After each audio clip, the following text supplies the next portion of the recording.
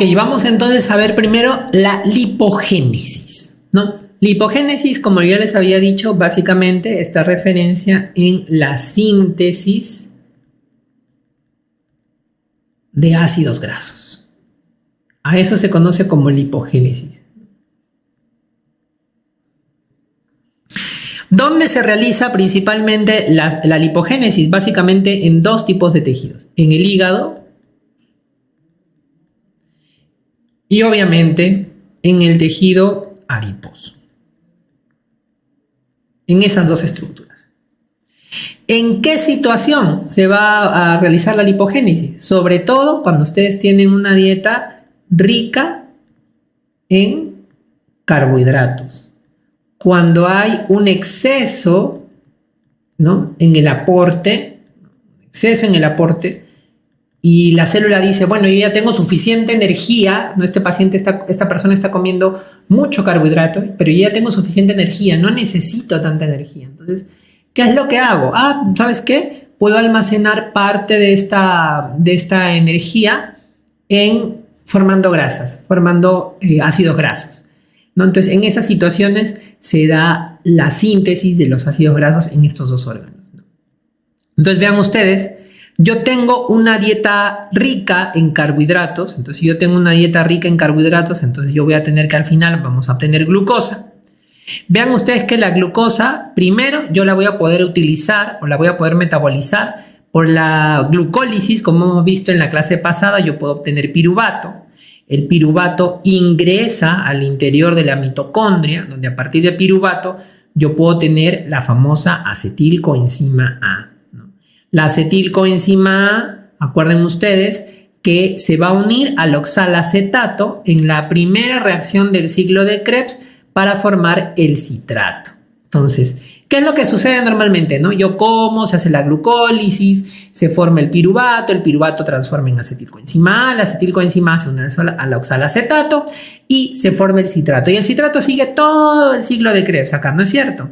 Pero ¿qué sucede cuando yo ya tengo demasiada ATP, demasiada energía? Entonces mi cuerpo dice, ¿para qué voy a producir más energía? Yo ya no necesito energía. Entonces el citrato se empieza a acumular, empieza a haber abundancia de citrato. Entonces, cuando hay abundancia de citrato, el cuerpo dice, ¿sabes qué? No, yo tengo que hacer algo. Esta molécula la tengo que transformar en otra para reservar energía cuando yo no tengo energía. Entonces, ¿qué es lo que pasa? El citrato sale a través de una lanzadera de citrato, ¿no? Esta molécula que ustedes ven esta molécula es una lanzadera que saca el citrato afuera de la mitocondria, lo va a sacar al citosol, y es aquí en el citosol donde se realiza la síntesis de los ácidos grasos. La lipogénesis se lleva a cabo en el citosol. Entonces, ¿qué es lo que sucede con este citrato, ¿no? Este citrato, lo que sucede es que en el citosol se va a volver a dividir, va a volver a dar origen ¿a qué? Va a volver a dar origen al acetilcoenzima A y va a volver a dar origen al oxalacetato, ¿no? Y es la acetilcoenzima A afuera en el citoplasma, no en el interior de la mitocondria, sino afuera en el citoplasma. Es a partir de esta acetilcoenzima A que ha venido del exceso de citrato que yo voy a sintetizar mi ácido graso, ¿no? Entonces vean ustedes aquí que de manera, digamos, sintetizada, esta acetilcoenzima A va a tener la acción de una enzima, que es la acetilcoenzima A carboxilasa, para poder formar un compuesto que se conoce como malonilcoenzima A, ¿no? Y la malonilcoenzima A va a tener la acción de un complejo realmente, porque no es una sola enzima, sino es un complejo enzimático, que es la ácido graso sintasa, para poder formar ácidos grasos. Entonces vean, acetilcoenzima A través de la acetilcoenzima A carboxilasa, forma malonilcoenzima A, y la malonilcoenzima A través de este complejo, que es un complejo enzimático de la ácido graso sintasa, forma el ácido graso, ¿no? Pero vean ustedes aquí que este ácido graso sintasa necesita de un apoyo, necesita de una molécula que es este famoso NAD fosfato reducido. ¿Recuerdan ustedes de dónde viene este NAD fosfato reducido? En efecto, este NAD fosfato reducido yo lo iba a encontrar ¿de dónde? De la vía de las pentosas, ¿no? Recuerden ustedes, yo les había dicho, ¿no? La vía de las pentosas, aparte de permitir formar la ribosa, me va a permitir formar este NAD fosfato reducido. Este NAD fosfato reducido es importantísimo ¿para qué? Importantísimo para poder utilizarlo dentro de la síntesis de los ácidos grasos, ¿no? Aquí, con respecto a la enzima de la acetilcoenzima A carboxilasa, ¿qué cosa es lo que hace la acetilcoenzima A carboxilasa? La acetilcoenzima A carboxilasa lo que hace es, la acetilcoenzima A le añade un carbono, la carboxilasa añade un carbono a la malonil y a esta acetilcoenzima A para formar un compuesto que es la malonilcoenzima A. Esta enzima, que es la acetilcoenzima A carboxilasa, es estimulada, ¿no? Es una enzima que es regulada, tiene una regulación esta enzima, ¿no? Es una enzima alostérica que va a ser regulada ¿por quién? Va a ser regulada por el citrato, ¿no? El citrato va a activar a esta enzima, va a decirle, oye, ¿sabes qué? Empieza a activarte para poder formar la malonilcoenzima A, ¿no? Pero por otro lado va a ser que va a ser inhibida, por ejemplo, por los ácidos grasos, ¿no? Cuando hay un exceso de ácidos grasos, ya el exceso de ácidos grasos le dice, oye, ¿sabes qué? Ya no. Ya te voy a inhibir porque ya no necesito formar más ácidos grasos, ¿no? Entonces, es una enzima que va a tener esa regulación, ¿no? Y además esta enzima es una enzima que para poder generar la formación de malonilcoenzima A a partir de acetilcoenzima va a requerir el gasto de energía, ¿no? Hay un gasto de energía aquí para la formación de esta malonilcoenzima A, ¿no? Entonces eso para que ustedes lo tengan también en consideración. Entonces, ¿qué es lo que yo voy a tener aquí en la formación de los ácidos grasos? A este complejo que yo les decía, ¿no? El complejo de la ácido graso sintasa, ¿no? El complejo de la ácido graso sintasa.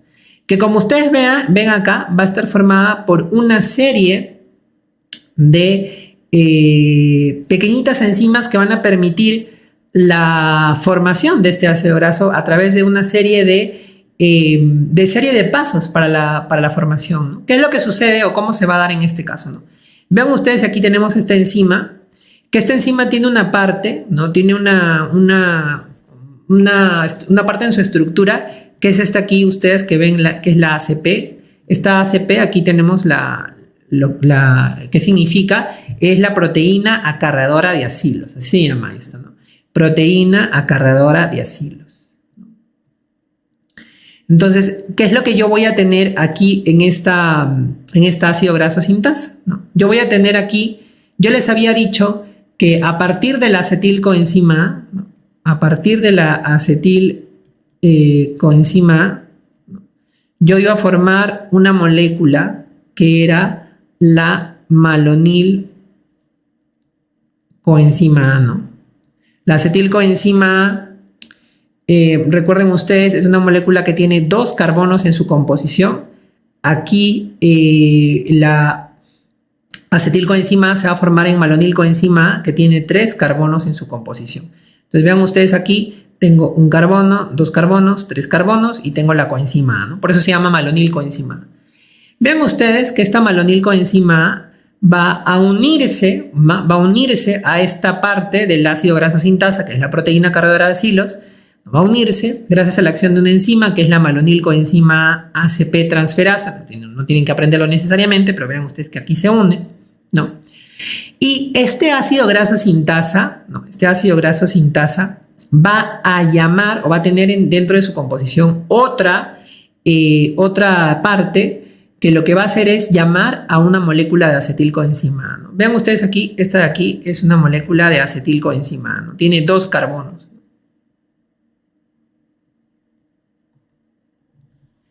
Entonces vean ustedes que el primer paso o lo primero que va a hacer es se le va a retirar esta coenzima A esta acetilcoenzima A que ha venido para que se una a esta otra parte del ácido graso sintasa.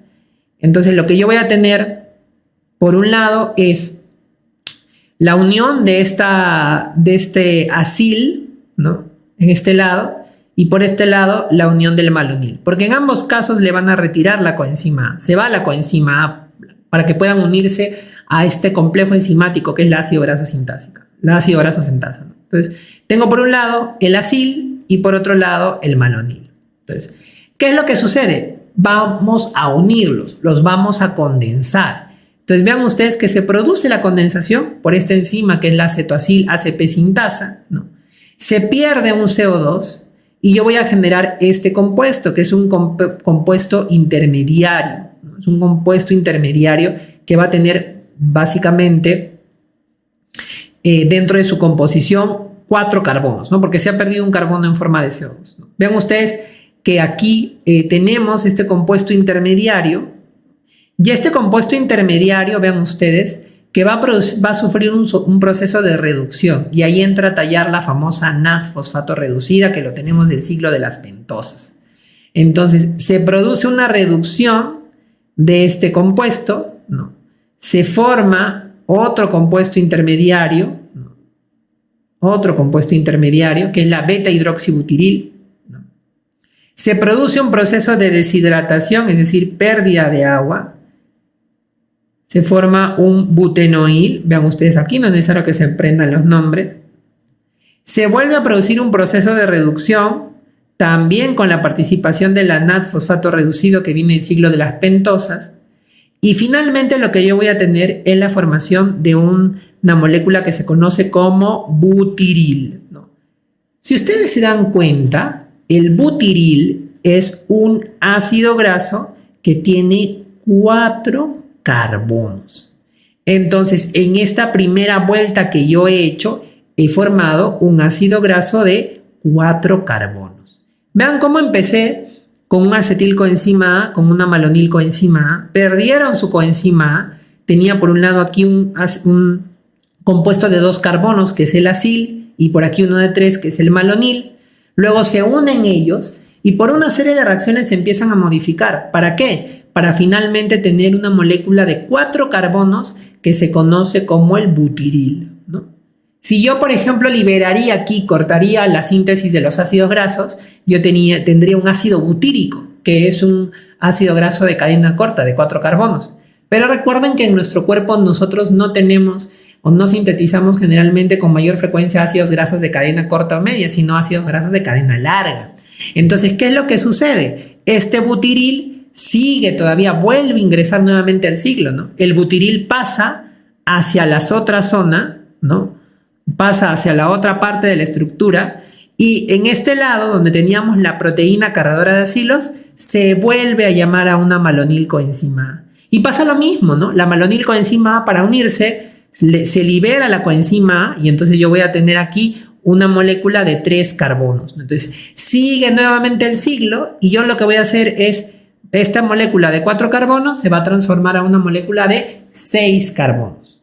¿No es cierto? Porque yo voy a tener acá 4 carbonos más 3 carbonos que me va a dar la malonil, pero acuérdense que pierde finalmente un carbono a través de CO2, de la eliminación de CO2. Estos 2 carbonos se unen a los 4 carbonos que ya tenía el butiril y voy a formar un ácido graso de 6 carbonos. Es por eso que yo les decía que los ácidos grasos que tenemos básicamente son ácidos grasos de cadena par, porque la síntesis que se va haciendo le va añadiendo de 2 en 2, de 2 en 2. Entonces yo puedo continuar así hasta finalmente formar una molécula de 16 carbonos, que sería el ácido palmítico, que es uno de los más abundantes. Entonces de esa manera yo voy a formar o voy a sintetizar los ácidos grasos a través de este proceso o este complejo que es la complejo ácido graso sintasa. Pero todo esto no podría hacerlo si es que yo no formara la malonilcoenzima A, ¿no? Y la malonilcoenzima A, como yo les había dicho, se obtiene a través de la acetilcoenzima A, ¿no? Y este proceso se hace a través de la enzima que habíamos comentado en la lámina pasada, que es la acetilcoenzima A carboxilasa, ¿no? Esta enzima importantísima para poder generar malonil y de esa manera ingresar a todo el complejo.